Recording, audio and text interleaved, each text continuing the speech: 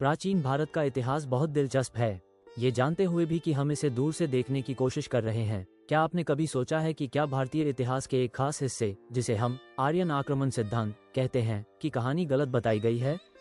हम सभी ने किताबों में पढ़ा है कि पूर्व आर्य वंशज, जो घुड़सवार योद्धा थे, केंद्रीय एशिया से 1500 ईसा पूर्व के आसपास भारत में आए और उन्होंने अतिक्रमण के जरिए ग्रीन वैली सभ्यता को नष्ट कर दिया और वेदों की रचना की। लेकिन हाल की खोजों ने इस सिद्धांत की नींव को हिला दिया है। क्या ये सच है? चलिए जानते हैं। 19वीं सदी में औपनिवेशिक इतिहासकारों ने इस आक्रमण सिद्धांत का प्रचार किया। उनका कहना था कि भारत की प्रारंभिक सभ्यता का अंत विदेशी आक्रमणकारियों द्वारा हुआ। लेकिन जब हम खुदाई करते हैं तो हमें हड़प्पा और मोहनजोदड़ो में कहीं भी युद्ध के साक्ष्य नहीं मिलते। इसके बजाय सबूत बताते हैं कि यह सभ्यताएं धीरे धीरे जलवायु परिवर्तन के कारण ही समाप्त हुईं। बाढ़ और सूखे ने इनमें अहम भूमिका निभाई। 2019 में एक टीम ने रग्गीगिरी से मिले प्रागैतिहासिक हड्डियों के डीएनए का विश्लेषण किया।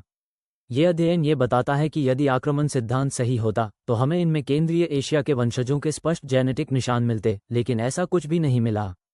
रग्गीगिरी के लोग मुख्यतः दक्षिण एशियाई शिकारी गैदरर्स, ईरानी किसान और बाद में आए स्टीप भेड़पालकों के वंशज थे। इसका मतलब ये है कि आक्रमण नहीं हुआ, बल्कि स्थानांतरण हुआ। स्टीप समूह समय के साथ भारत में आए, लेकिन वे आक्रमणकारी नहीं थे। वे स्थानीय जनसंख्या के साथ मिश्रित होते चले गए और नई सांस्कृतिक रूपरेखाएं विकसित हुईं। यहाँ तक कि ऋग्वेदा में भी दूर की मातृभूमि का कोई जिक्र नहीं मिलता। क्या आप जानना चाहेंगे कि वास्तव में इस सिद्धांत का क्या इस्तेमाल किया गया है? ये सिद्धांत इतिहास में कई बार जातीय विभाजन और जन्म पैठ की सटीकता पर सवाल उठाने के लिए भटकाव में फंस गया है। लेकिन सच्चाई एकजुट करने वाली है। भारत की संस्कृति विजयी नहीं, अनुकूलन और सांस्कृतिक मिलन की कहानी है। यह एक धरोहर का समृद्ध संस्करण है जो हमारी साझा पहचान को बढ़ाते हैं। तो क्या वास्तव में कोई आर्यन आक्रमण हुआ था? विज्ञान हमें सिखाता है कि नहीं। वास्तव में ये कहानी मौसम परिवर्तन, पलायन और एक बार फिर से सांस्कृतिक मिश्रण की है।